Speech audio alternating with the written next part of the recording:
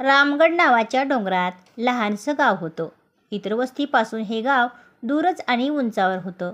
गावात शाळा नव्हती. गावातील काही मोजकीच मुलं 8 किलोमीटर दूर असलेल्या शाळेत जात. मुलींना तर घरातील लोक एवढ्या लांब पाठवायला तयार नसत. त्यामुळे बरीच मुले शिक्षणापासून वंचित होती. अंकुर हा त्याच गावातील लोहाराचा मुलगा. त्याला लहानपणापासूनच शिक्षणाची आवड होती. त्याने त्याचे सुरुवातीचे शिक्षण घरापासून 8 किलोमीटरवर असलेल्या शाळेतून घेतले. पुढे शिष्यवृत्ती मिळवून शहरातील शाळेत वसतिगृहात राहून तो उच्च शिक्षित झाला. सरकारी शाळेत नोकरीत रुजू झाला. सारं काही सुखाचं झालं. पण अंकुरला आपल्या गावातील स्थिती स्वस्थ बसू देईना. त्याला काहीही करून गावात शाळा बांधायची होती. त्याने बरीच खटपट केली, पण कोणीही या गावात शाळा सुरू करण्याकरता त्याला मदत केली नाही.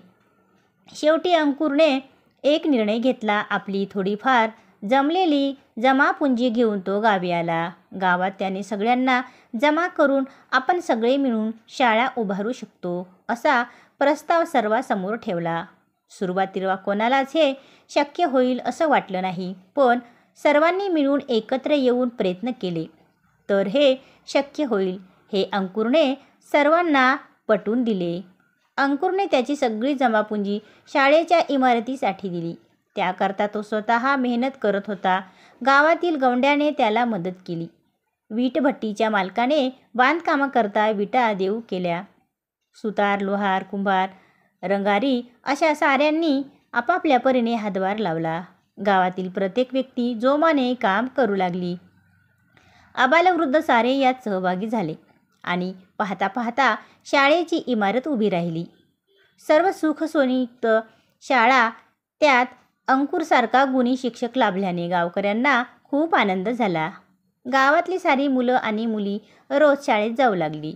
शिक्षणाने गावात हळूहळू समृद्धी आणली. अंकुरने तर प्रौढ साक्षरता वर्गही सुरू केले. त्यामुळे संपूर्ण गाव शिक्षणाच्या वाटेवर चालू लागले. एकीचे बळ असेल तर आपण अवघड गोष्टीही साध्य करू शकतो हे सर्वांनाच पटले. तात्पर्य, एकत्र काम केल्याने काम सोपे होते. तर मित्रांनो, कशी वाटली ही गोष्ट ते कमेंटमध्ये नक्की सांगा आणि चॅनलला नक्की सबस्क्राईब करा. धन्यवाद.